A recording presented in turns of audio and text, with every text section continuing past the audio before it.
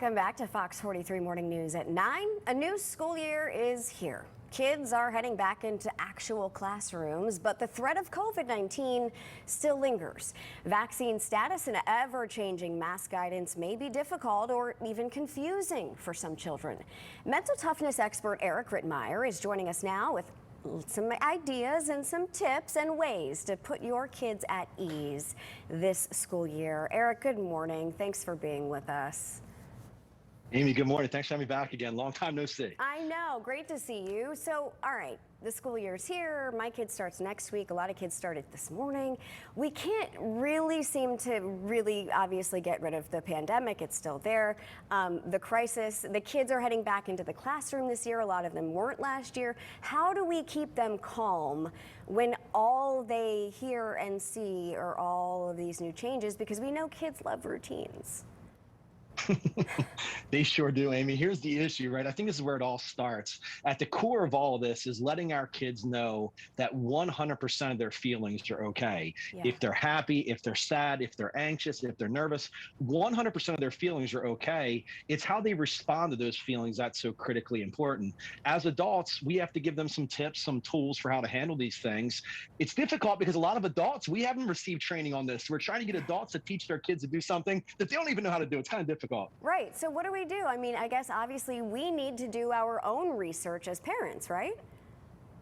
We do. And you know, a great place with this too, Amy, I refer to this as an emotional vocabulary, a feelings vocabulary. And this is where we help our children to identify these emotions that they're having. Let's label them, let's pinpoint them so they can properly articulate how they feel, as opposed to just, I'm mad or I'm angry. They could say something like, I get upset when, or I feel this way when this happens, or whatever. But it's about open communication. It's about recognizing their emotions, letting them know they're real, letting them know they're okay, and just giving them healthy ways to express how they.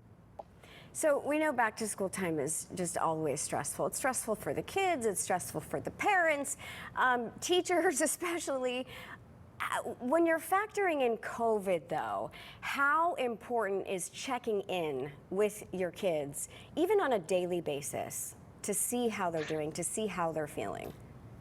Yeah, this is where the communication part comes in, Amy, and it's just so critical that we have an open dialogue with our children. But I think it also, what's real important here is letting our kids know that just because they feel something doesn't mean that it's real, doesn't mean that it's accurate. Instead of letting our feelings guide everything we do, let's show them ways to help find facts to guide our feelings. So when they feel something, just because they have this something internally that doesn't feel right to them, let's help them find facts that can either confirm how they're feeling or maybe say, hey, you know what? You had this feeling, but it wasn't real based on A, B, C, and D, but it's all about the communication line. And communication also goes between parents and teachers too. So if you think that your child is having trouble, make sure you're communicating that with the teachers as well, because they don't always see everything.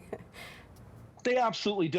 And the other thing here too, which is so important, is, you know, we have to answer their questions. We have to be honest with them. Our kids are insane emotional detectives. Yeah. They can see right through us. They know exactly what we're feeling. So we can't come across as being totally despondent or in total disarray, but we have to be honest with them. And we have to answer questions based on their level of mental capacity. We're going to answer questions differently for our 5-year-old than our 15-year-old.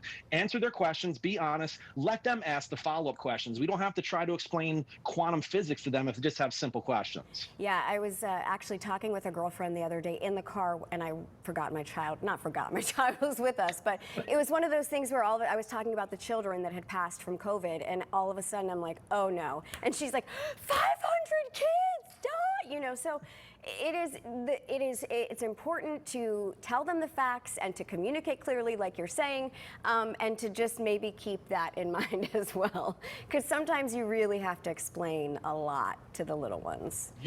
You do. And again, it's answering their questions based on their level of mental capacity. So not going way overboard. They ask the question, give them the answer, then let them ask the follow-up questions. Yes. Don't give too much information if they're not asking it. I learned that one the hard way. All right. If somebody wants to learn more about what you do and where they can contact you, where can they go?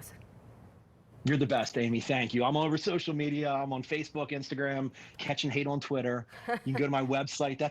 Everybody catches hate on Twitter, right? It's a lovely place. My website's awesome. It's mentaltoughnesspeaker.com. I love you guys. much for always having me on. I really appreciate it. We appreciate having you on. You know, you could never please everyone. Just remember that. We'll have all of that info on our website as well, fox43.com. Mental toughness expert Eric Rittmeyer, thank you so much. We'll see you next time. You're the best, Sam. You have a wonderful weekend. Thank you. You too. Well, the South